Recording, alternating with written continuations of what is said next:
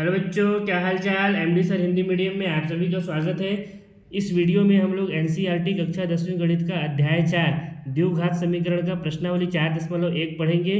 जैसा कि आप लोग देख सकते हैं, पाठ का नाम ही है द्विघात समीकरण। तो पहले हम लोग द्विघात समीकरण के बारे में समझेंगे कि द्विघात समीकरण क्या होता है। इसके बाद एक एग्जाम्पल से समझेंगे कि इस प्रश्नावली में दिए गए प्रश्नों को हमें किस तरह से हल करना है। उसके बाद हम लोग प्रश्नावली के प्रश्नों को हल करेंगे। तो आइए पहले समझते हैं द्विघात समीकरण क्या होता है।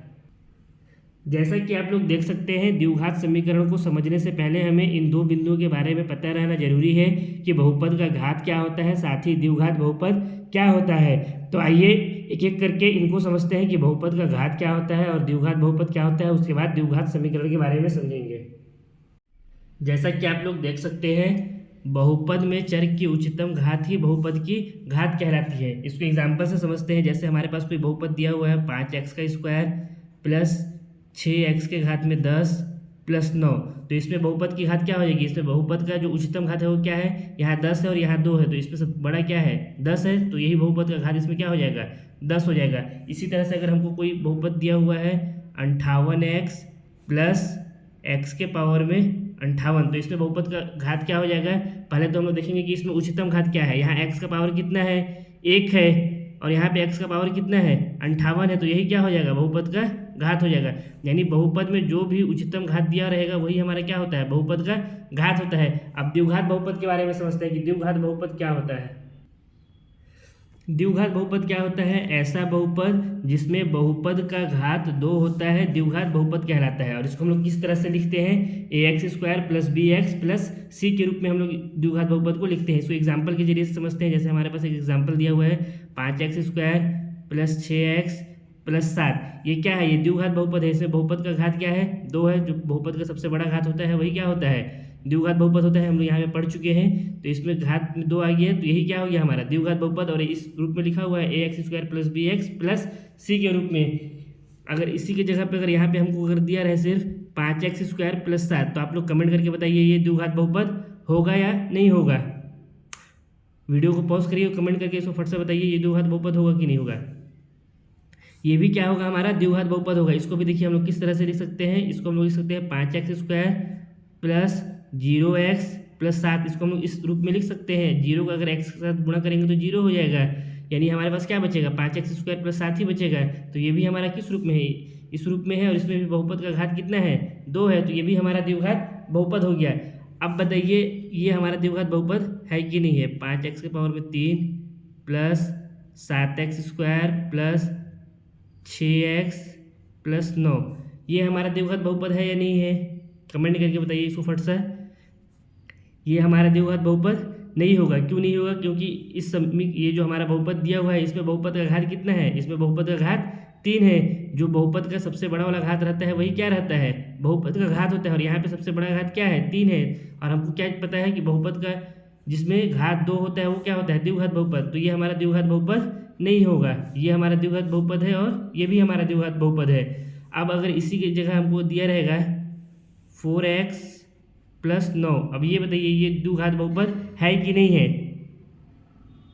तो ये भी हमारा क्या होगा, ये भी हमारा द्विघात बहुपद नहीं होगा। आप लोग बोल सकते हैं कि सर इसको तो आप जैसे बताए हैं इसको भी हम लोग लिख सकते हैं 0x का स्क्वायर प्लस 4x प्लस 9। तो ये भी क्या आ जाएगा, इस रूप में आ जाएगा। लेकिन बच्चे लोग एक चीज़ याद रखिएगा, द्विघात बहुपद का जो रूप होता है ax square plus b x plus c, इसमें एक कंडीशन होता है कि जो हमारा a होता है वो 0 के बराबर नहीं होता है। b या c 0 हो सकता है, लेकिन हमारा जो a रहेगा वो 0 के बराबर नहीं होता है। तो इसको हम लोग 0x स्क्वायर नहीं लिख सकते हैं।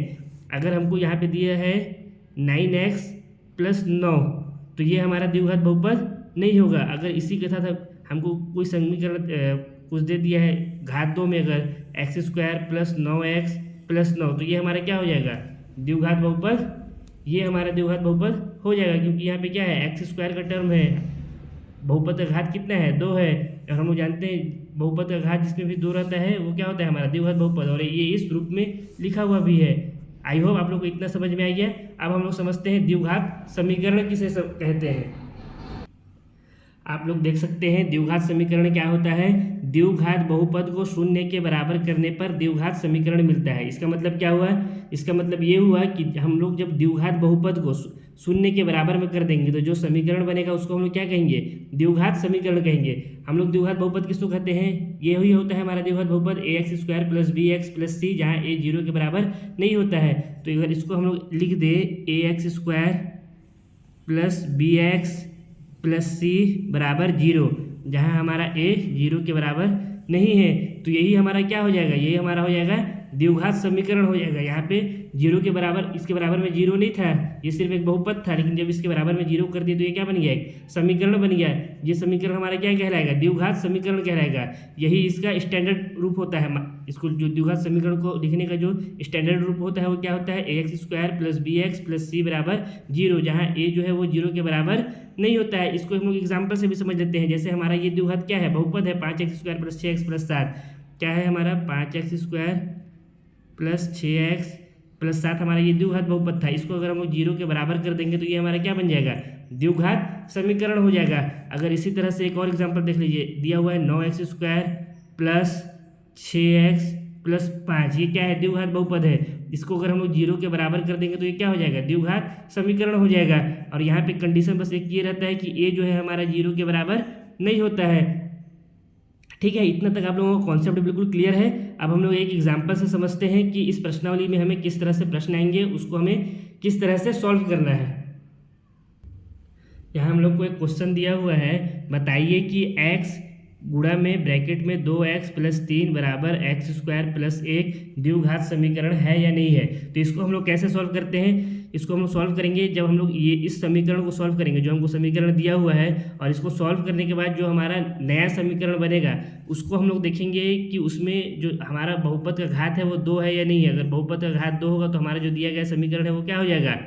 ये द्विघात समीकरण हो जाएगा। यानी कि जो इस समीकरण को हम लोग जब सॉल्व करेंगे तो इस समीकरण को सॉल्व करने के बाद जो नया समीकरण बनेगा, अगर वो ax² + bx + c बराबर 0 के रूप में होगा तो हमारा जो ये समीकरण है ये क्या हो जाएगा? द्विघात समीकरण हो जाएगा। तो आइए पहले इसको हल करते हैं।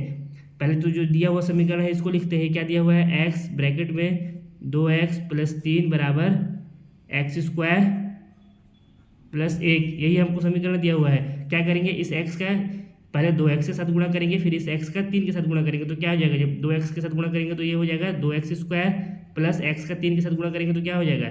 3x बराबर में कितना है? x² + का 1, यही दिया हुआ है। अब क्या करेंगे? इस पूरे को पक्षांतर करके इधर ले आएंगे तो क्या हो जाएगा? ये 2x² + 3x। अब इसको पक्षांतर कर देंगे तो ये क्या हो जाएगा? इधर प्लस में था, इधर आया तो माइनस में हो गया। x², ये भी +1 इधर है, इधर आएगा तो -1 हो जाएगा। चिन्ह हमेशा बदल जाता है पक्षांतर करने पर। बराबर इधर कितना बच गया? 0। अब इसको हल करेंगे, 2x² यहाँ है, एक x² यहाँ है, ये प्लस का है, ये माइनस का है, तो 2x² से यहाँ पे कुछ नहीं है, यानी क्या है? एक छुपा हुआ है। एक x² को माइनस करेंगे तो कितना बचेगा? x² बचेगा प्लस 3x है, तो यहाँ पे लिख देते हैं 3x माइनस का 1 बच गया, ये बराबर कितना आ गया? 0। ये हमारा क्या हो गया? नया समीकरण। अब इसके आगे तो ये अभी हल यहाँ पे होगा नहीं, इसको मान लेते हैं समीकरण नंबर 1। अब देखिए कि जो हमारा नया समीकरण आया है ये इस रूप में है कि नहीं है। तो ये क्या है? यहाँ पे x² का भी टर्म है, फिर bx भी है हमारा, और प्लस c जो अचर पद है वो भी है, बराबर 0। तो ये हमारा क्या हो जाएगा? द्विघात समीकरण हो जाएगा। तो इसको हम लोग यहाँ पे लिख देते हैं। यहाँ पे हम लोग लिख दिए, चूंकि समीकरण 1 में बहुपद का घात 2 है, इस समीकरण में बहुपद का घात कितना है? 2 है, और हम जानते हैं द्विघात समीकरण में भी बहुपद का घात 2 होता है। अतः दिया गया समीकरण, जो हमको ये समीकरण दिया हुआ है, ये क्या हो जाएगा? द्विघात समीकरण होगा। यही हमारा क्या हो गया? आंसर। अब एक और एग्जाम्पल से समझते हैं इसी क्वेश्चन को और अच्छे से। इसमें दिया हुआ है, बताइए x ब्रैकेट में x + 1 + 8 बराबर x + 2, फिर ब्रैकेट बंद, दूसरे ब्रैकेट में दिया है x - 2 द्विघात समीकरण है या नहीं है। अब हम लोग क्या करेंगे? इसको हल करेंगे और देखेंगे जो हमारा नया समीकरण है वो ax² + bx + c बराबर 0 इस रूप में है या नहीं है। अगर इस रूप में होगा तो हमारा ये समीकरण क्या हो जाएगा? द्विघात समीकरण हो जाएगा। अगर इस रूप में नहीं आया इसको हल करने के बाद तो क्या होगा? हमारा द्विघात समीकरण नहीं होगा। तो आइए पहले इसको हम लोग क्या करते हैं? हल करते हैं। जो दिया गया समीकरण है पहले उसको लिखते हैं। क्या दिया हुआ है? x ब्रैकेट में x + 1 + 8 बराबर ब्रैकेट में x + 2 ब्रैकेट बंद, फिर दूसरे ब्रैकेट में x - 2। अब क्या होगा? इस x का पहले इस x के साथ गुणा होगा, फिर इस x का 1 के साथ गुणा होगा, तो ये क्या हो जाएगा, एक्स का एक्स के साथ गुणा करेंगे तो एक्स स्क्वायर प्लस इस एक्स का 1 के साथ गुणा करेंगे तो क्या हो जाएगा, एक्स हो जाएगा, प्लस में 8 दिया है तो प्लस का 8 बराबर है तो बराबर का चिन्ह लगा दिए। अब ये देखिए, ये हमारा इसको अगर ए मान लें और इसको बी मान लें तो ये किस रूप में लिखा हुआ है, ए प्लस बी, और ये क्या है, ए माइनस बी, ये ए हो गया और ये बी हो गया, बीच में माइनस है तो ए प्लस बी, और ए माइनस बी का सूत्र क्या होता है, a square minus b square, यही होता है। तो इसको हम लोग क्या लिख सकते हैं, ए का स्क्वायर यानी एक्स का स्क्वायर माइनस बी स्क्वायर यानी माइनस का 2 का स्क्वायर, इसको हम लोग इस तरह से लिख सकते हैं। अब इसके बाद हम लोग इसको आगे हल करेंगे तो क्या हो जाएगा हमारा, ये हो जाएगा x square plus x plus 8 बराबर एक्स का जब घात में 2 है यानी कितना हो गया, एक्स स्क्वायर माइनस 2 का स्क्वायर कितना हो जाएगा, 4। अब इस पूरे को हम लोग इस तरफ पक्षांतर कर देंगे तो क्या हो जाएगा हमारा, ये है x square plus x plus 8, इधर इसको पक्षांतर करेंगे, इधर धनात्मक है, इधर आके क्या हो जाएगा ऋणात्मक का एक्स स्क्वायर, ये इधर माइनस 4 है, इधर आकर के क्या हो जाएगा प्लस का 4 बराबर कितना बच गया, 0। अब यहाँ देखिए एक्स स्क्वायर प्लस में है, एक्स स्क्वायर माइनस में है, ये दोनों क्या हो जाएगा आपस में कट जाएंगे, तो बचा क्या हमारा, यहाँ पे बच गया एक्स, ये प्लस 8 है और प्लस 4 है, कितना हो जाएगा प्लस का 12 बराबर कितना आ गया 0। अब यहाँ पे देखिए, ये जो हमारा जो समीकरण एक आया है, जो नया समीकरण आया है, इस समीकरण को हल करने के बाद तो ये क्या इस रूप में आया है, x square plus b x plus c, इसमें बहुपद का घात कितना है, बहुपद का घात 1 है, और द्विघात समीकरण में बहुपद का घात कितना होता है, 2 होता है। तो ये हमारा बहुपद क्या होगा, ये सॉरी ये हमारा समीकरण द्विघात समीकरण नहीं होगा, तो इसको हम लोग यहाँ पे लिख भी देते हैं। यहाँ पे मैं लिख दिया हूँ, चूंकि समीकरण 1 में बहुपद का घात 1 है, इस समीकरण में बहुपद का घात कितना है, यहाँ पे कुछ नहीं है, यानी 1 छुपा हुआ है, जबकि द्विघात समीकरण में बहुपद का घात कितना होता है, 2 होता है, अतः दिया गया समीकरण द्विघात समीकरण नहीं होगा, और यही हमारा क्या हो गया, आंसर हो गया। अब आइए हम लोग प्रश्नावली के प्रश्नों को हल करते हैं। क्वेश्चन नंबर 1 दिया हुआ है, जांच कीजिए कि क्या निम्न द्विघात समीकरण है, जिसका पहला भाग है एक्स प्लस 1 का होल स्क्वायर प्लस 2 ब्रैकेट में एक्स माइनस 3। आइए इसको हम लोग हल करते हैं। सबसे पहले तो इसको अगर ध्यान देंगे तो ये हमारा अगर एक्स को ए मान ले और 1 को बी मान लें तो ये क्या हो जाएगा, ए प्लस बी का होल स्क्वायर के रूप में दिख रहा है, और इसका सूत्र क्या होता है ये आप लोग पढ़ चुके हैं, ए प्लस बी का होल स्क्वायर का सूत्र होता है a square plus b square plus 2ab, यही होता है a square plus b square का सूत्र। तो इसको हम लोग क्या लिख सकते हैं, एक्स प्लस ए का होल स्क्वायर को लिख सकते हैं एक्स का स्क्वायर प्लस 1 का स्क्वायर प्लस 2ab, यानी 2 गुणा में ए हमारा क्या है एक्स है, तो हो गया एक्स प्लस बी कितना है 1 बराबर, अब यहाँ 2 का एक्स के साथ गुणा करेंगे तो कितना हो जाएगा 2x, फिर इस 2 का -3 के साथ गुणा करेंगे तो कितना हो जाएगा माइनस का 6 हो गया।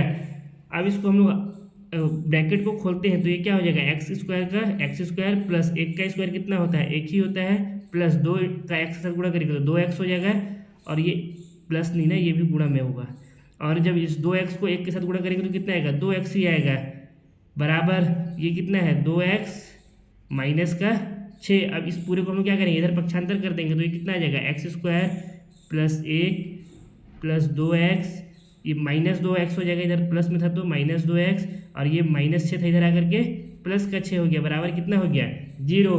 अब यहाँ देखिए ये +2x और ये -2x है, तो ये आपस में क्या हो जाएंगे, कट जाएंगे, तो क्या बचा हमारे पास एक्स स्क्वायर बचा है प्लस 1 प्लस 6 कितना आ जाएगा प्लस का 7 बराबर कितना हो गया 0। ये हमारा क्या हो गया, समीकरण बन गया।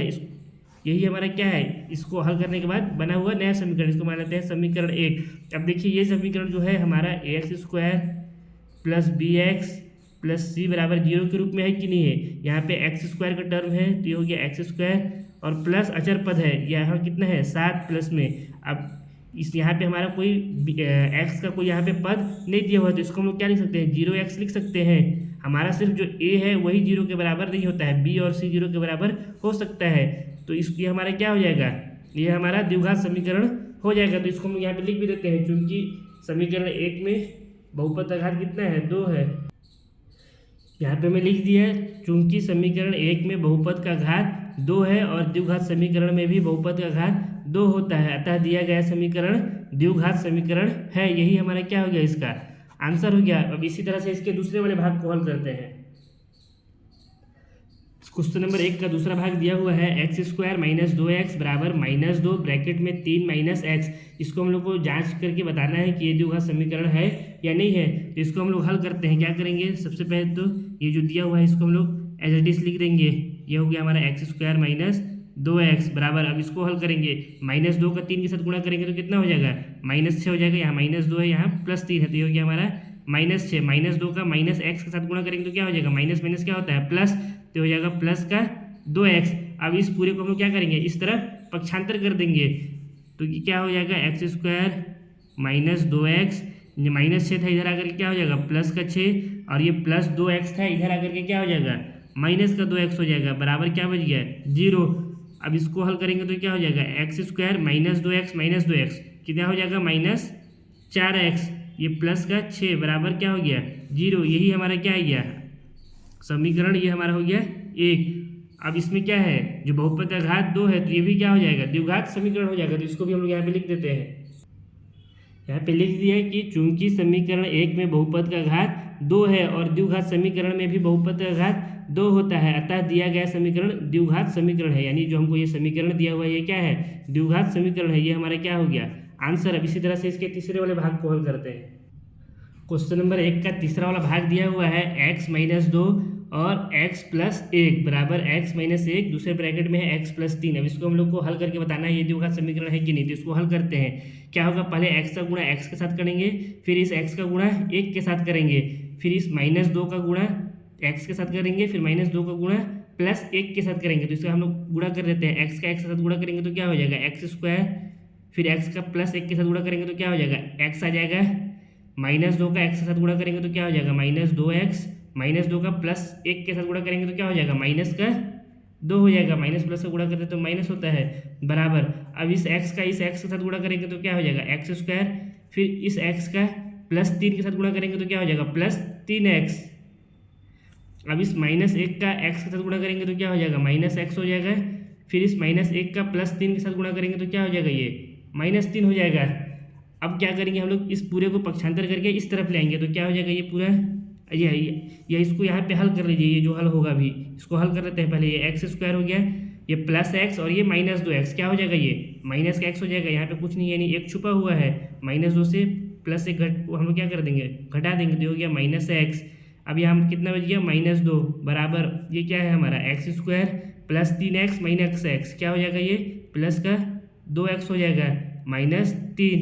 अब इस पूरे को हम लोग इधर पक्षांतर कर देंगे तो ये क्या हो जाएगा x² -x -2, ये प्लस में x² है इधर आया तो -x² हो गया, ये +2x है इधर आया तो -2x हो गया, ये -3 है इधर आया तो +3 हो गया, बराबर कितना है ये इधर 0 बच गया। अब यहाँ पे देखिए x² धनात्मक है प्लस का है, यहाँ पे x² ऋणात्मक है -x है x² है, तो ये क्या होगा आपस में कट जाएगा। यहाँ पे क्या है -x और ये -2x माइनस क्या होता है आपस में जुड़ जाता है, तो ये कितना हो जाएगा -3x हो गया। ये यहाँ पे कितना है -2 बच गया और +3 -2 +3 कितना होता है +1 हो जाएगा। बड़ा संख्या का जो चिन्ह रहता है इसको हम लोग यहाँ पे लिख दिए, -3x + 1 बराबर क्या आ गया 0। यही हमारा क्या बन गया नया समीकरण बन गया, इसको मान लेते हैं समीकरण 1। अब इसमें हम लोग का बहुपद का घात कितना है, बहुपद का घात यहाँ पे 1 है, तो ये हमारा द्विघात समीकरण नहीं होगा, तो इसको हम लोग यहाँ पे लिख भी देते हैं। यहाँ पे लिख दिया है चूंकि समीकरण 1 में बहुपद का घात 1 है जबकि द्विघात समीकरण में बहुपद का घात 2 होता है, अतः दिया गया समीकरण जो हमको ये समीकरण दिया हुआ है ये क्या होगा द्विघात समीकरण नहीं है। यही हमारा क्या हो गया इसका आंसर हो गया। अब इसी तरह से इसके चौथे वाले भाग को हल करते हैं। क्वेश्चन नंबर 1 का जो चौथा भाग दिया हुआ है वो क्या है x-3 दूसरे ब्रैकेट में है 2x + 1 बराबर x ब्रैकेट में x + 5। अब इसको हम लोग हल करते हैं। पहले क्या होगा इस x का इस 2x के साथ गुणा हो जाएगा तो क्या हो जाएगा ये 2x² हो गया, फिर इस x का +1 के साथ गुणा हो जाएगा तो क्या आ जाएगा प्लस का x हो जाएगा, -3 का 2x के साथ गुणा होगा तो क्या हो जाएगा 3 का 2 के साथ गुणा करेंगे तो 3 दूना 6 हो जाएगा, और ये x है तो 6x हो गया, यहाँ पे माइनस का चिन्ह है तो क्या हो जाएगा -6x।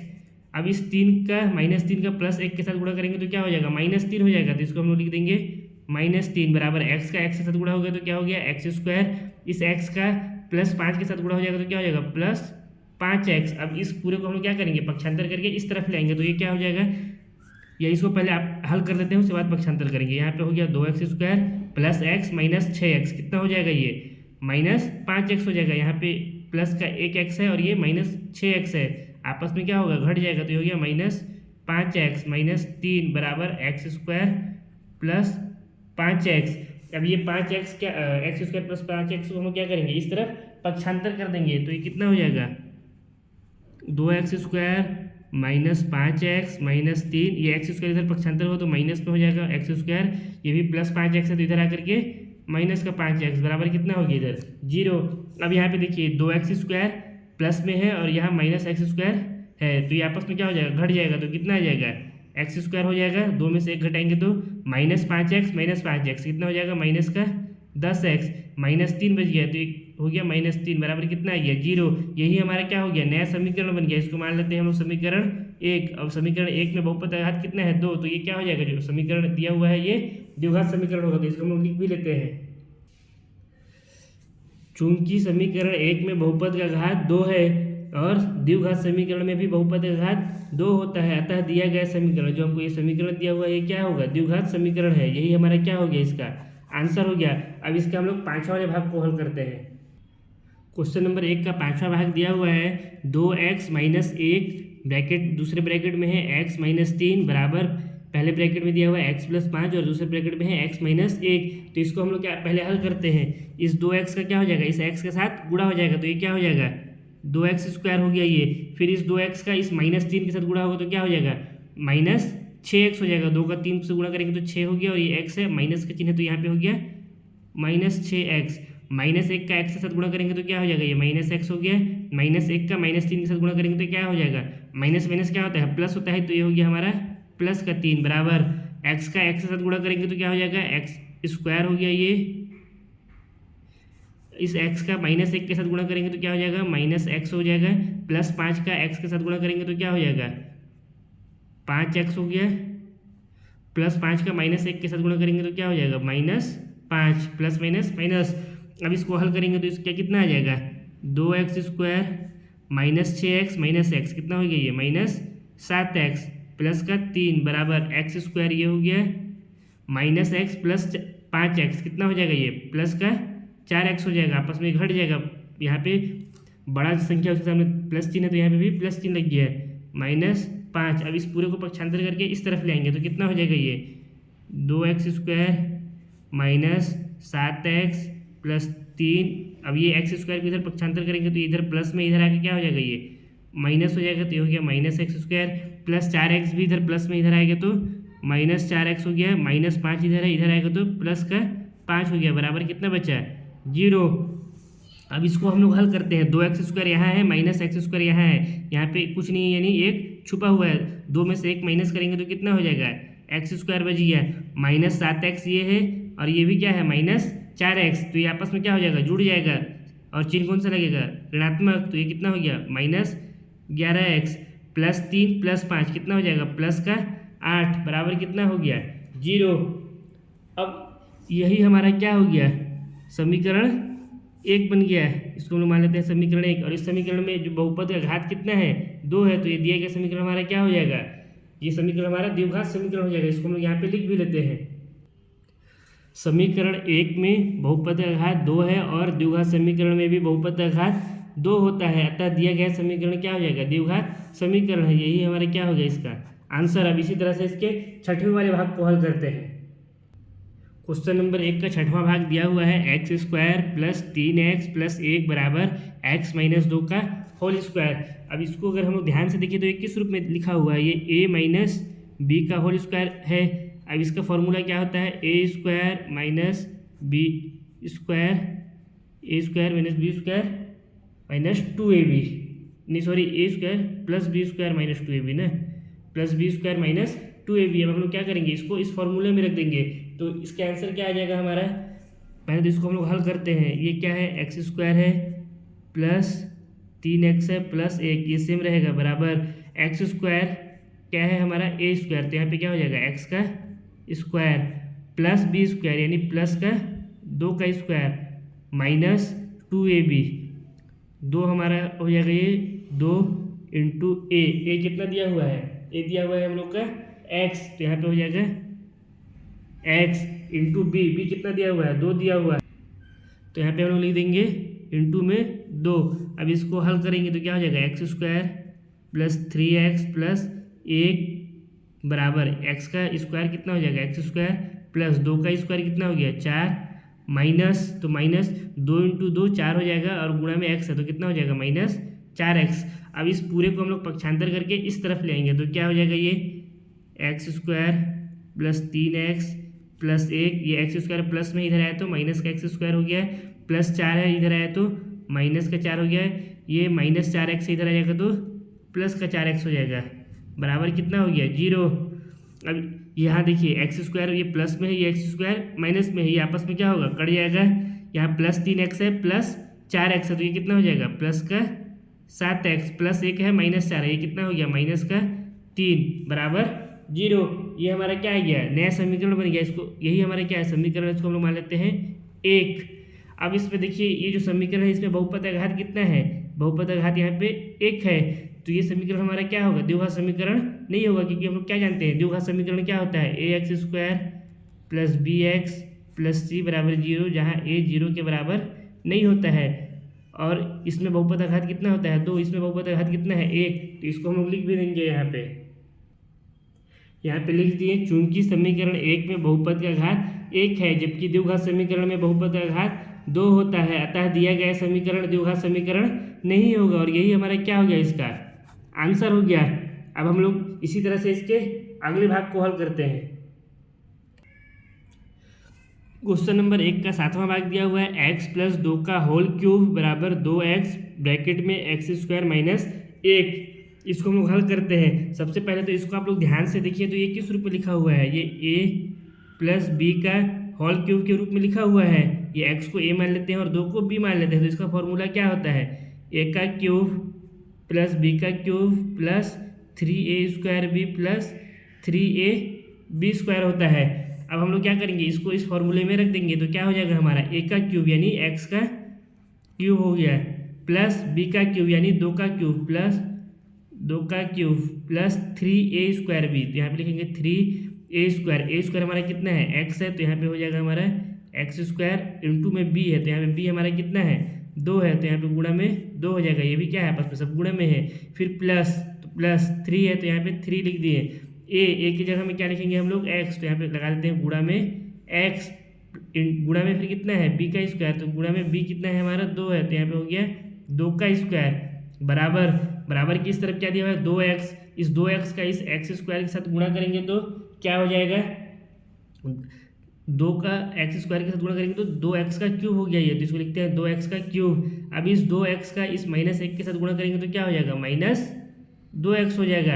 अब इसको हम लोग हल करते हैं तो क्या हो जाएगा, x का ये हो गया घात में 3 प्लस 2 का घात में 3 कितना होता है 8 हो जाएगा, प्लस है तो प्लस 3 का 2 के साथ गुणा करेंगे तो कितना हो गया 3 दूना 6, और यहाँ पे कितना है x का घात में 2, तो यहाँ कितना हो गया 6x का स्क्वायर। फिर यहाँ पे प्लस है तो प्लस 3 का x के साथ गुणा करेंगे तो कितना हो गया, ये हो गया 3x, और ये 2 का स्क्वायर कितना होता है इंटू 4, 2 का स्क्वायर 4 होता है, तो 4 का 3 के साथ गुणा करेंगे तो कितना हो जाएगा ये 12, और ये x है तो ये कितना हो गया 12x बराबर कितना इधर बचा है 2x का क्यूब माइनस 2x, यही बचा हुआ है। अब क्या करेंगे, इस पूरे को हम लोग पक्षांतर करके इस तरफ ले आएंगे तो ये क्या हो जाएगा हमारा x का क्यूब है plus 8 plus 6x square plus 12x, ये -2x का क्यूब इधर है, प्लस 2x का क्यूब है इधर आया तो क्या हो जाएगा -2x का क्यूब हो जाएगा। इधर -2x है तो इधर आगे क्या हो जाएगा +2x बराबर में ये क्या हो गया 0 हो गया।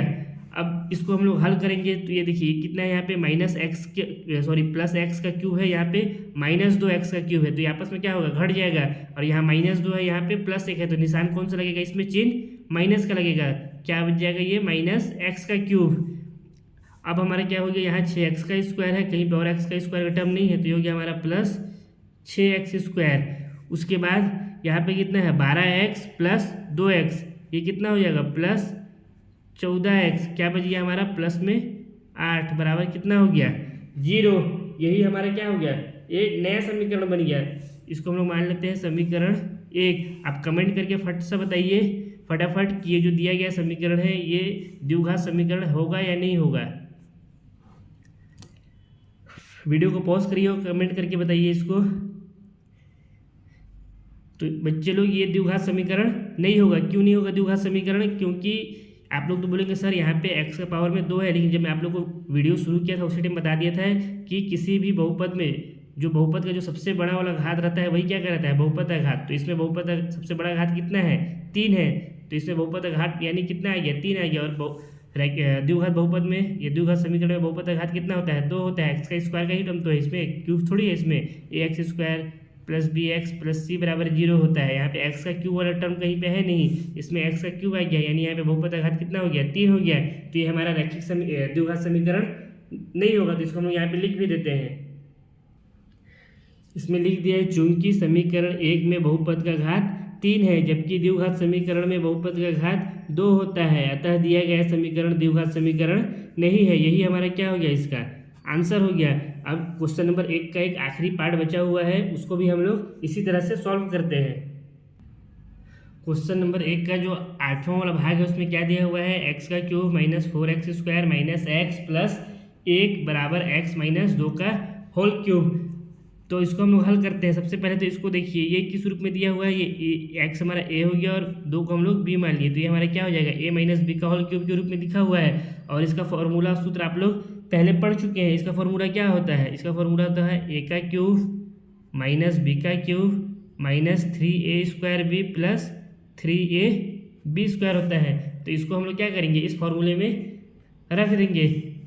तो सबसे पहले तो ये हम लोग का जो लिखा हुआ है इसको यहाँ पे हम लोग एज इट इज उतार देते हैं। कितना है? एक्स का cube minus 4x² minus x plus 1 बराबर एक्स का क्यूब हो जाएगा। यहाँ पे ए का क्यूब यानी एक्स, ये हमारा ए क्या है? एक्स है, तो एक्स का ये क्या हो गया? क्यूब माइनस बी का क्यूब, माइनस बी कितना है? 2 है, तो ये हो गया 2 का क्यूब माइनस 3a² b, तो माइनस 3 × a²। ए कितना है? एक्स का है, तो ये हो गया एक्स का स्क्वायर इंटू में बी कितना है हमारा? 2 है, प्लस है तो प्लस 3ab²। 3 × a कितना है? एक्स है, इंटू बी कितना लिए हैं हम लोग? लिए हैं, तो ये कितना हो गया? 2 का स्क्वायर। अब इसको हम लोग हल करते हैं। इसको हल करेंगे तो क्या हो जाएगा? ये हो गया हमारा एक्स का क्यूब माइनस 2 का क्यूब कितना हो जाता है? 8 हो जाएगा। माइनस है तो माइनस, ये कितना हो जाएगा? 3 है यहाँ पे, और 2 से इसका गुणा करेंगे तो 3 दूना 6, और ये कितना हो जाएगा? एक्स का स्क्वायर, यानी ये हो गया माइनस 6x²। प्लस है तो प्लस, यहाँ पे 3 है, इस ये एक्स है, 3x हो गया। ये इसका आपस में गुणा किए तो इंटू है, तो इंटू 2 का स्क्वायर कितना होता है? 4 होता है, यानी 4 का कितना हो गया? 12, और ये एक्स है तो कितना हो गया? ये 12x हो गया। यहाँ तक कोई दिक्कत नहीं है, यहाँ तक समझ में आ गया। अब क्या करेंगे हम लोग? इस पूरे को इस तरफ पक्षांतर कर देंगे। पहले इधर जो लिखा हुआ है उसको लिख देते हैं, एक्स का cube minus 4x² minus x plus 1। अब इस पूरे को उठा करके हम लोग इस तरफ पक्षांतर कर देते हैं, तो क्या हो जाएगा? ये एक्स का cube minus 4x² minus x plus 1। अब ये एक्स का क्यूब इधर प्लस में इधर आया तो माइनस एक्स का क्यूब हो गया है, माइनस है ये 8, तो इधर आकर क्या हो जाएगा? प्लस का 8, फिर माइनस 6x² इधर आकर के प्लस 6x² हो गया। यहाँ प्लस 12x है, इधर आया तो क्या हो गया? माइनस 12x, इधर बराबर कितना बच गया? 0 बच गया। अब इसको हल करते हैं। ये देखिए, ये क्या है? प्लस एक्स का क्यूब है, ये माइनस एक्स का क्यूब है, तो ये आपस में क्या हो जाएंगे? कट जाएंगे। माइनस 4x² प्लस 6x², तो ये क्या हो जाएगा? प्लस और माइनस आपस में घट जाता है, और चिन्ह किसका लगता है? बड़ी संख्या का, तो ये क्या हो जाएगा? प्लस 2x², ये हो जाएगा। अब यहाँ कितना है? माइनस एक्स है, और ये कितना है? माइनस 12x, तो ये आपस में क्या हो जाएगा? जुड़ जाएगा। तो इसको हम लिखेंगे माइनस में 13x, चिन्ह किसका लगेगा? माइनस का ही निशान लगता है, और ये आपस में जुड़ जाएगा। प्लस 1 प्लस 8, ये कितना हो जाएगा? प्लस का 9 हो गया, बराबर कितना हो गया? 0। अब इसके आगे तो ये हल होगा नहीं, यानी यही हमारा क्या हो गया? नया समीकरण बन गया। इसको हम लोग मान लेते हैं समीकरण 1। अब इस समीकरण में देखिए बहुपद का घात कितना है? बहुपद का घात 2 है, तो ये हमारा क्या हो जाएगा? ये हमारा द्विघात समीकरण हो जाएगा। इसको हम लोग यहाँ पे लिख भी लेते हैं। इसको यहाँ पे लिख लिए हम लोग, चूंकि समीकरण 1 में बहुपद का घात 2 है और द्विघात समीकरण में भी बहुपद का घात 2 होता है, अतः दिया गया समीकरण, जो हमको ये समीकरण दिया हुआ है, ये क्या हो गया? ये द्विघात समीकरण है। यही हमारा क्या आ गया? इसका आंसर। इसी के साथ क्वेश्चन नंबर 1 समाप्त होता है। अब हम लोग क्वेश्चन नंबर 2 को पढ़ते हैं और उसको समझ करके हल करते हैं। क्वेश्चन नंबर 2 दिया हुआ है, निम्न स्थितियों को द्विघात समीकरणों के रूप में निरूपित कीजिए। यानी यहाँ पे हम लोग को एक स्थिति दे दिया हुआ है, इसको हम लोग को पढ़ करके समझना है क्या लिखा हुआ है, और इसको हम लोग को द्विघात समीकरण के रूप में निरूपित करना है। जिसमें पहला स्थिति क्या दिया हुआ है, एक आयताकार भूखंड का क्षेत्रफल 528 मीटर स्क्वायर है, क्षेत्र की लंबाई मीटरों में चौड़ाई के 2 गुने से 1 अधिक है, हमें भूखंड की लंबाई और चौड़ाई ज्ञात करनी है। यानी यहाँ पे हमको कह रहा है कि एक आयताकार भूखंड है जिसका क्षेत्रफल कितना है, 528 मीटर स्क्वायर है। पहले तो हम लोग इसको क्या करते हैं, जो दिया हुआ है उसको यहाँ पे लिख लेते हैं। तो इसको यहाँ पे लिखते हैं, दिया है,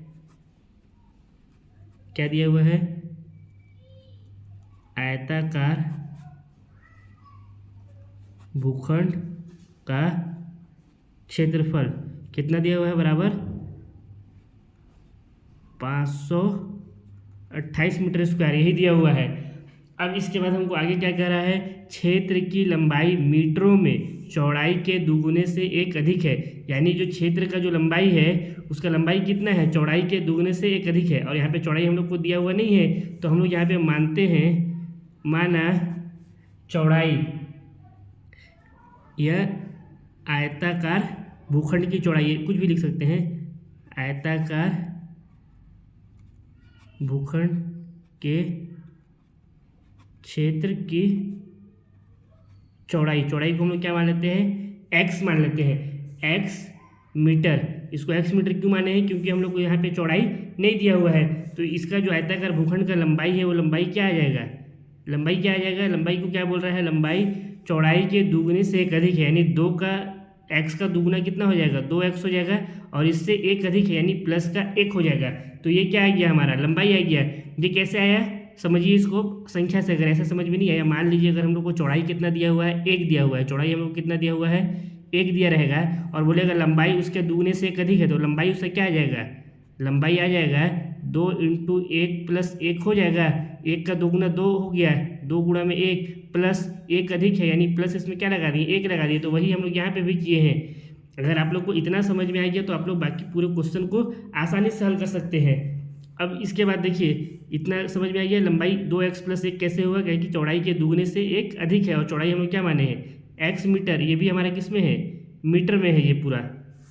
अब एक चीज़ याद रखिए कि जो आयत का क्षेत्रफल वो होता है, यहाँ पे लिख दे रहा हूँ, चूंकि आयत का क्षेत्रफल ये होता है लंबाई गुणा चौड़ाई के बराबर। किसके बराबर होता है, लंबाई गुणा चौड़ाई के बराबर होता है। तो उस स्थिति में ये जो आयताकार भूखंड का क्षेत्रफल ये किसके बराबर होगा, इसके लंबाई इंटू चौड़ाई के बराबर हो जाएगा। तो यहाँ पे हम लोग लिख सकते हैं, इसलिए आयताकार भूखंड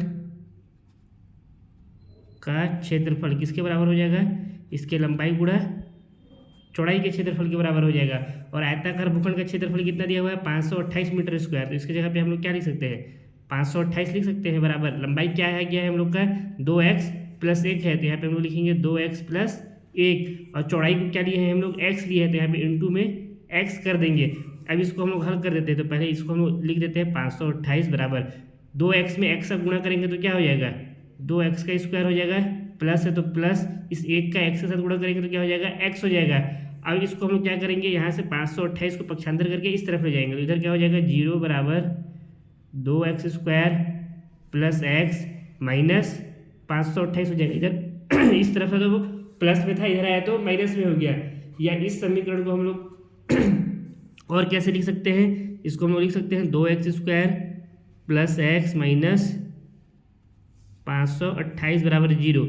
इस समीकरण जो हम लोग को आया है इसको हम लोग इस तरह से भी लिख सकते हैं। और यही समीकरण हमारा क्या हो गया, जो हमको स्थिति दिया हुआ था, ये वाला इस स्थिति का समीकरण बन गया।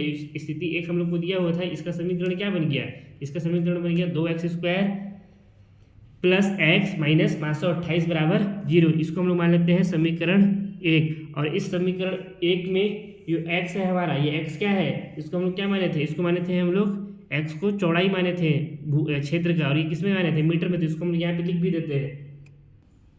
यहाँ पे हम लोग लिख दिए समीकरण 1 दिया गया स्थिति का द्विघात समीकरण। यानी जो हमारा समीकरण 1 है, जो हमको स्थिति दिया हुआ था उसका क्या है, द्विघात समीकरण है। जहाँ पे x क्या है, x मीटर में भूखंड की चौड़ाई है। यहाँ पे हम लोग मीटर में माने थे इसके चौड़ाई को, तो यही हमारा क्या आ गया, इसका आंसर आ गया। अब इसी तरह से क्वेश्चन नंबर 2 के दूसरे वाले भाग को हम लोग हल करते हैं।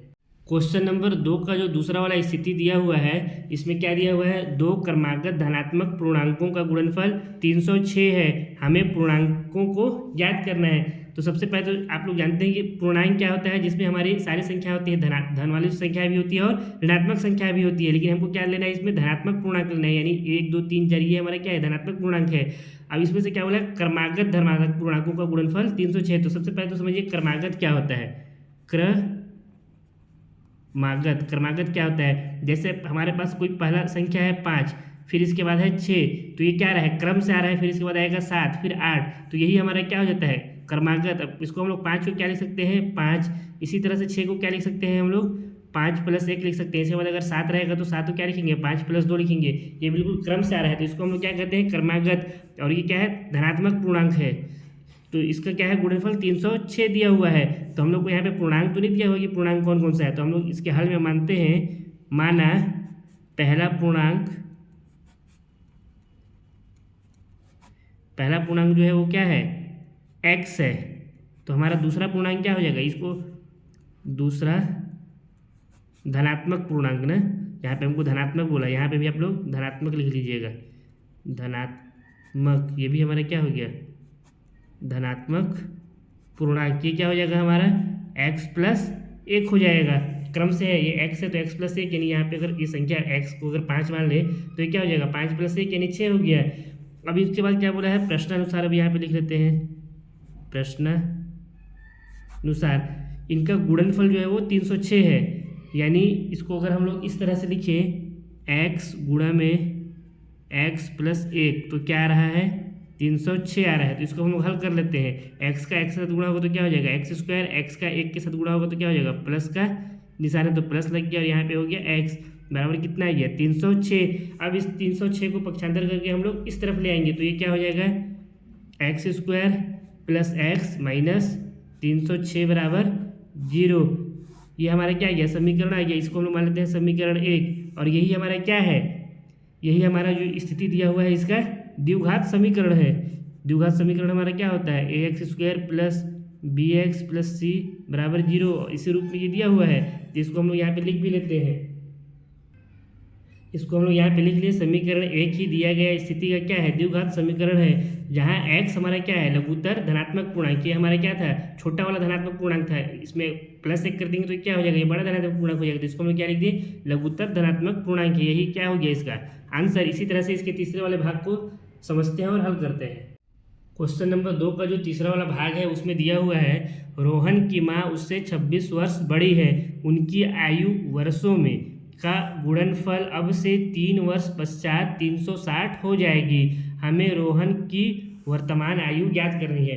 तो सबसे पहले तो इसमें हम लोग को जो जो समझ में आ रहा है उसको हम लोग लिख लेते हैं। यहाँ पे क्या बोला है, रोहन की माँ उससे 26 वर्ष बड़ी है। रोहन की माँ की आयु कितनी है, रोहन की आयु से 26 वर्ष बड़ी है, यानी रोहन की आयु हम लोग को नहीं दिया हुआ है। तो हम लोग यहाँ पे लिखते हैं, माना रोहन की आयु को हम लोग मान लेते हैं x वर्ष। कितना मान लिए इसको, x वर्ष मान लिए।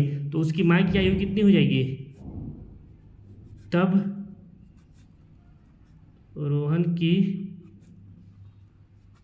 माँ की आयु इससे कितनी है, 26 वर्ष बड़ी है। तो ये क्या हो जाएगा, x + 26 वर्ष। ये क्या हो गया, रोहन की माँ की आयु हो गया। अब 3 वर्ष पश्चात क्या बोल रहा है, 3 वर्ष पश्चात उनकी आयु का गुणनफल अब से 3 वर्ष पश्चात 360 हो जाएगा। यानी 3 वर्ष पश्चात जो इनकी आयु का जो गुणनफल है वो कितना हो जाएगा, 360 हो जाएगा। तो 3 वर्ष पश्चात इनका आयु कितना हो जाएगा, तो यहाँ पे लिखते हैं 3 वर्ष पश्चात। इसको अगेन कर दीजिए फिर से, अगेन ये पुनः 3 वर्ष पश्चात रोहन की आयु। रोहन की आयु 3 वर्ष पश्चात कितना हो जाएगा, x + 3 वर्ष हो जाएगा, x + 3 वर्ष हो जाएगा। इसको हम लोग क्यों निकाल रहे हैं 3 वर्ष पश्चात रोहन की आयु, क्योंकि हम लोग को 3 वर्ष पश्चात इसका आयु मिलेगा और इसकी माँ की आयु मिलेगी, तब तो हम लोग उसका गुणनफल करेंगे तो 360 आएगा। इसी तरह से नीचे फिर हम लोग लिखेंगे 3 वर्ष पश्चात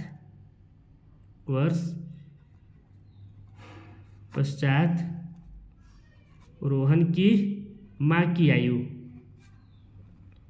रोहन की माँ की आयु 3 वर्ष पश्चात कितना हो जाएगा, x + 26 वर्ष था अभी, एक्स प्लस 26 है, इसमें अगर 3 हम लोग और ऐड कर देंगे तो क्या हो जाएगा, ये 3 वर्ष पश्चात हो जाएगा। यानी ये कितना आ जा रहा है हम लोग का, ये आ जा रहा है एक्स प्लस 26 और 3 29, एक्स प्लस 29 वर्ष हो गया 3 वर्ष पश्चात। अब इसके बाद प्रश्नानुसार क्या बोला है, यहाँ पे लिखते हैं प्रश्नानुसार। प्रश्नानुसार बोल रहा है 3 वर्ष बाद या 3 वर्ष पश्चात इनके दोनों का आयु का जो गुणनफल है वो 360 हो रहा है। तो इसको हम लोग यहाँ पे लिख लेते हैं, रोहन का आयु कितना है 3 वर्ष पश्चात, एक्स प्लस 3 हो जाएगा, और उसकी माँ की आयु कितनी हो जाएगी, एक्स प्लस 29। तो यहाँ पे लिखते हैं एक्स प्लस 29 बराबर कितना हो जा रहा है इनका गुणनफल 360। तो यहाँ पे लिख देते हैं हम लोग 360। अब इसको हल करते हैं, इस एक्स के साथ गुणा होगा तो क्या हो जाएगा, एक्स स्क्वायर प्लस एक्स का 29 से गुणा होगा तो 29x, इसी तरह से प्लस 3 का एक्स के साथ गुणा होगा तो ये 3x हो गया, और इस 3 का 29 के साथ गुणा होगा तो कितना हो जाएगा, 29 3 87, तो ये हो गया प्लस का 87 बराबर 360। अब इस 360 को हम लोग पक्षांतर करके इस तरफ ले आते हैं, थोड़ा सा ऊपर कर लेता हूँ इसको, हाँ। तो क्या हो जाएगा ये, इसको तो पहले हम लोग लिखते हैं x square 29x plus 3x कितना हो जाएगा, ये हमारा 32x हो जाएगा, प्लस 87, इस 360 को इधर लेंगे तो कितना हो जाएगा, माइनस का 360 हो गया, बराबर इधर कितना आ गया, 0 आ गया। अब यहाँ से क्या बच गया हमारे पास, ये हो गया एक्स स्क्वायर प्लस 32x, अब प्लस 87 और माइनस 360, यानी क्या हो जाएगा हमारा 360 में 87 को हम लोग घटा देंगे। इसमें बड़ा संख्या के सामने चिन्ह कौन सा है, ऋणात्मक, तो हम यहाँ पे लिखेंगे ऋणात्मक चिन्ह लगाएं, और 360 में से 87 को घटाएंगे तो कितना आ जाएगा, 273 आ जाएगा, बराबर कितना हो गया, 0।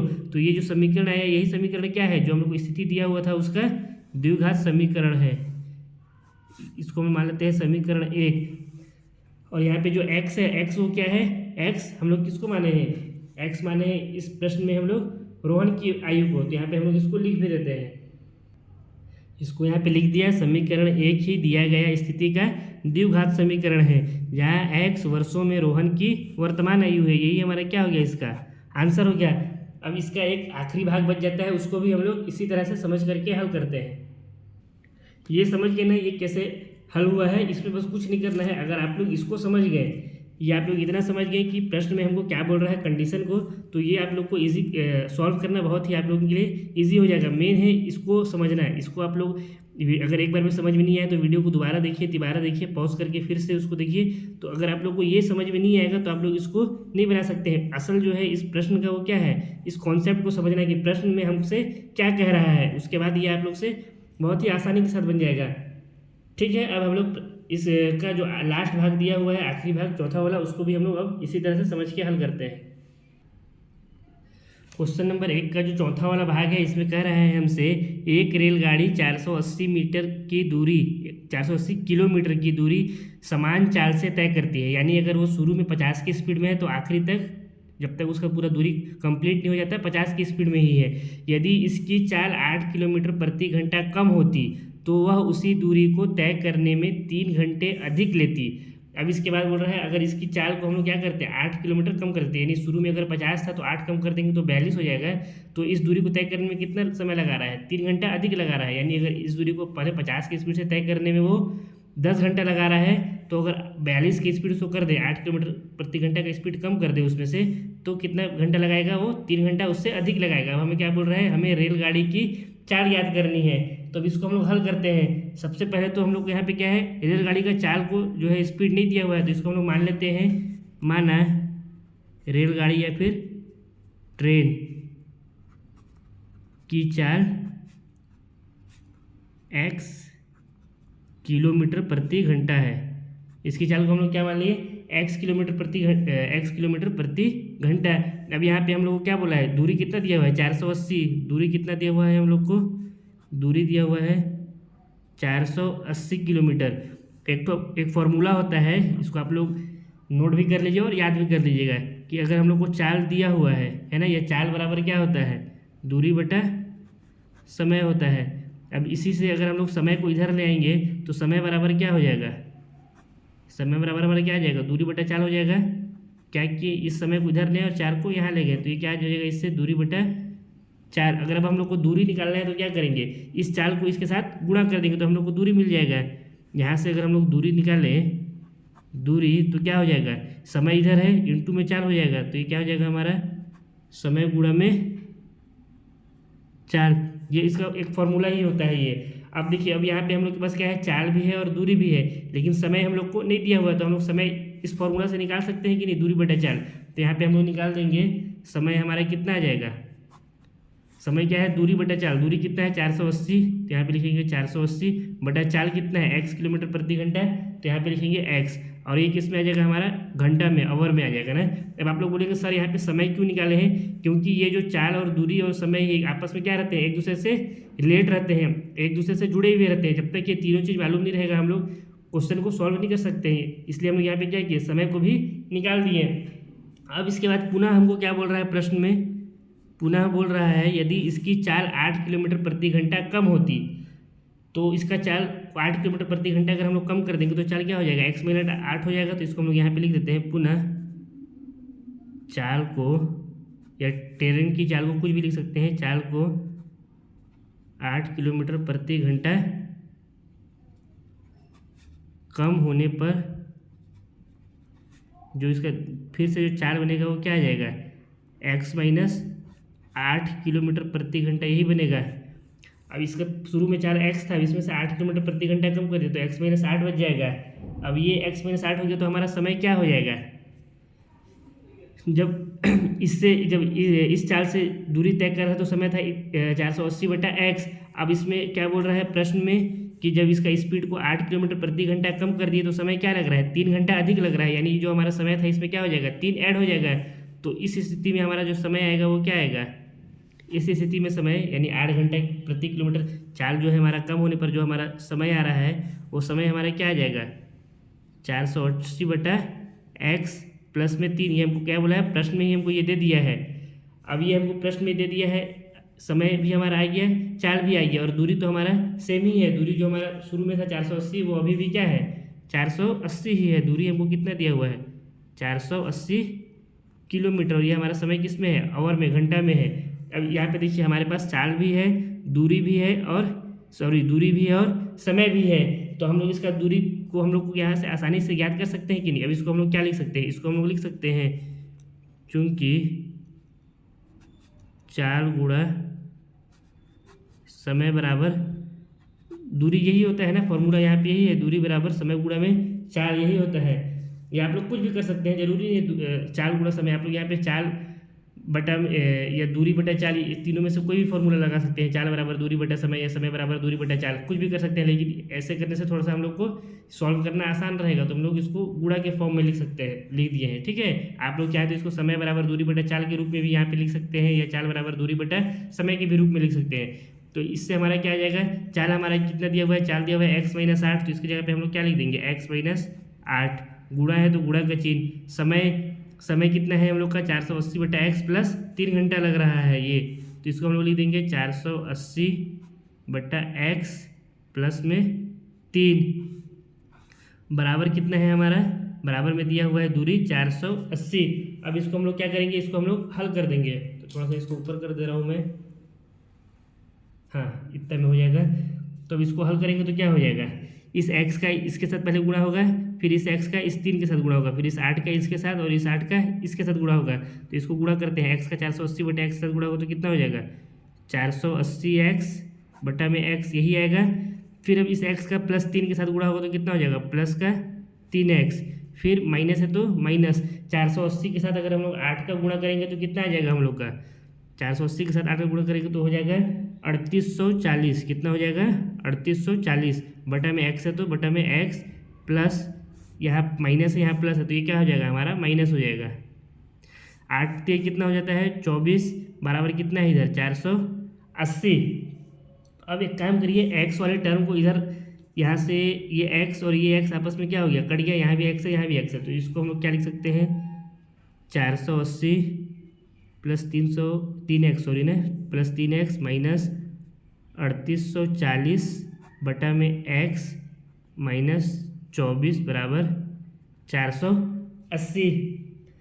अब यहाँ से हम लोग ये जो x वाला जो पद है ये और ये इसको इधर छोड़ देते हैं, बाकी 480 और 24 को क्या करते हैं उस तरफ हम लोग पक्षांतर कर देते हैं। तो इससे क्या हो जाएगा, हम लोग को जो गणना करना है थोड़ा सा आसान हो जाएगा। इसको हम लोग लिख सकते हैं 3840/x बराबर, इधर 480 पहले से है तो ये हो गया 480। इस 480 को इधर लाएंगे तो इधर प्लस में था, इधर आया तो माइनस का 480 हो गया। यहाँ -24 है, इधर आया तो +24 हो गया। ये +480 -480 आपस में कट गया ये। अब क्या होगा, इसके नीचे कुछ नहीं है, नहीं क्या है, एक छुपा हुआ है। अब इसका हम लोग क्या करते हैं, तिर्यक गुणा कर देते हैं। तिर्यक गुणा कैसे करते हैं, पहला वाला जो हमारा हर है वो दूसरे वाले अंश के साथ गुणा में हो जाता है, और जो दूसरा वाला हर है वो पहले अंश के साथ गुणा में हो जाता है, और बाकी जो दोनों हर है वो आपस में गुणा होते हैं। तो इसका जब इसके साथ इस एक्स का इसके साथ गुणा करेंगे तो क्या हो जाएगा, ये हो जाएगा 3x का स्क्वायर, फिर माइनस है तो बीच में -1 का 3840 से गुणा करेंगे तो 3840 ही आएगा, बराबर इधर कितना बच गया है, 1 मिनट ना, यहाँ पे 3840 और यहाँ कहाँ गया ये, ठीक है, यहाँ तक कोई दिक्कत नहीं है। 3840 हो गया। अब बटा में कितना है, नीचे में 1 का x के साथ गुणा करेंगे तो कितना आ जाएगा, x आ जाएगा, बराबर इधर कितना बच गया है 24। अब क्या हो जाएगा, ये x को हम लोग इधर इस पार ले जाते हैं बराबर के, तो ये क्या आ जाएगा, यहाँ पे भी भाग में इधर जाएगा तो गुणा में हो जाएगा। तो इसको हम लोग क्या लिख सकते हैं, 3x² - 3840 बराबर 24x। अब इस 24x को हम लोग इस तरफ पक्षांतर कर देंगे तो इधर धनात्मक में है 24, इधर आएगा तो ऋणात्मक में हो जाएगा। तो इसको हम लोग क्या लिख सकते हैं, 3x² माइनस पहले 3840, फिर ये भी हो गया माइनस का 24x बराबर 0। अब इसमें से देखिए, इसमें से अगर कोई संख्या कॉमन निकल रहा है तो कॉमन निकाल देते हैं, या यहीं पे छोड़ भी सकते हैं, या इसको ऐसे करिए, x वाला टर्म को पहले लिख देते हैं हम लोग।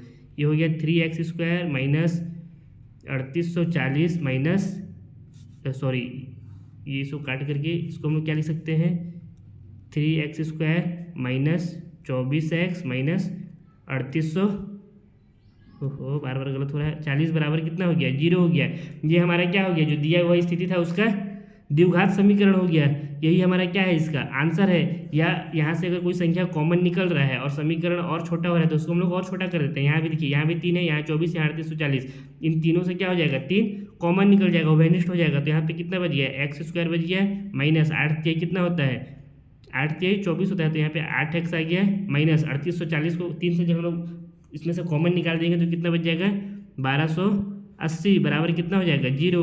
अब इस 3 को हम लोग इस तरफ लेके जाएंगे तो क्या आ जाएगा, 0 के बटा में 3 हो जाएगा। यहाँ पे यही ना होगा, जब हम लोग इस 3 को इधर लेके जाएंगे तो यानी हमारे पास, और 0/3 कितना होता है, 0 ही होता है, यानी हमारे पास यहाँ पे क्या बच जा रहा है, x² माइनस 8x माइनस 1280। और यही जो समीकरण है, यही क्या है, जो हमको स्थिति दिया हुआ था उसका बराबर 0 भी है ना, बराबर 0, बार बार गलत हो रहा है आज, बराबर 0। यही क्या है, जो दिया हुआ स्थिति है उसका द्विघात समीकरण है, इसको समीकरण 1 मान लेते हैं। अब यहाँ पे हम लोग इसको लिख भी देते हैं। यहाँ पे x क्या है, x को हम लोग क्या माने थे, ट्रेन का चाल माने थे किलोमीटर प्रति घंटा में, तो इसको हम लोग यहाँ पे लिख भी दे रहे हैं। इसको यहाँ पे लिख दिए, समीकरण 1 ही दिया गया स्थिति का द्विघात समीकरण है, जहाँ x हमारा क्या है, किलोमीटर प्रति घंटा में ट्रेन की चाल है। ठीक है, ये समझ में आ गया। इसको कुछ नहीं किए हैं हम लोग, जो हम लोग को पहले क्वेश्चन को अच्छे से पढ़े, एक बार हम लोग रीड किए, फिर उसमें से जो हम लोग को समझ में आया उसको हम लोग यहाँ पे लिख दिए। ट्रेन का चाल दिया हुआ नहीं था तो ट्रेन के चाल को हम लोग x किलोमीटर प्रति घंटा माने, दूरी दिया हुआ था 480, और हमारे पास फार्मूला होता है समय बराबर दूरी बटा चाल, तो यहाँ से हम लोग समय भी निकाल दिए। अब इसके बाद फिर पुनः प्रश्न में बोला था कि इसकी चाल को अगर 8 घंटा कम कर देंगे तो चाल कितना हो जाएगा, x - 8 हो जाएगा, और समय हमारा क्या हुआ था, 3 घंटा बढ़ जा रहा था, तो प्लस क्या कर दिए, 3 कर दिए। दूरी तो हमको 480 ही दिया हुआ था।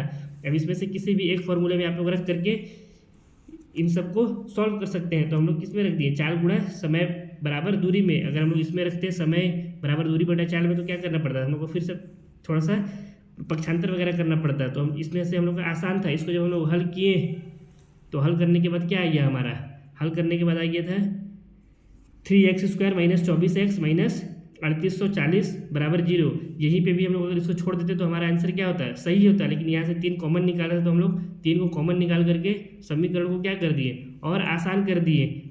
और ये जो समीकरण आया इसके बराबर में 0 लगाना मत भूलिएगा ना कभी भी। अगर 0 नहीं लगाइएगा तो जो हमारा समीकरण रहेगा ये क्या हो जाएगा, बहुपद कहलाएगा, द्विघाती बहुपद। 0 बराबर में लगा देते हैं तो क्या हो जाता है, द्विघाती समीकरण हो जाता है। और समीकरण 1 ही क्या है, जो हमको स्थिति दिया हुआ था उसका द्विघात समीकरण है, जहाँ x हमारा क्या माने थे, x को हम लोग किलोमीटर प्रति घंटा में ट्रेन की चाल। इसी के साथ प्रश्नावली जो आप लोग का 4.1 है वो समाप्त होता है। आशा करता हूँ आप लोगों को वीडियो पसंद आया होगा। अगर वीडियो पसंद आया है तो वीडियो को लाइक करें, कमेंट करें, चैनल में नए हैं तो चैनल को सब्सक्राइब करें, साथ ही वीडियो को अपने दोस्तों के साथ शेयर भी करें। अगर इस वीडियो में फिर भी कोई डाउट रह गया है तो अपने डाउट को कमेंट बॉक्स में आप लोग पूछ सकते हैं, आप लोग के डाउट को जरूर क्लियर किया जाएगा। अब बहुत जल्द हम लोग अगले प्रश्नावली में मिलेंगे। और हाँ, एक चीज़ और, इस पूरे वीडियो का PDF आप लोग को MD सर के टेलीग्राम चैनल पर मिल जाएगा और टेलीग्राम का लिंक डिस्क्रिप्शन बॉक्स में मिल जाएगा। अगर आप लोग को इस पूरे वीडियो का PDF चाहिए तो आप लोग टेलीग्राम चैनल को ज्वाइन कर सकते हैं। अब बहुत जल्द हम लोग प्रश्नावली 4.10.2 में मिलेंगे, तब तक के लिए बेस्ट ऑफ लक।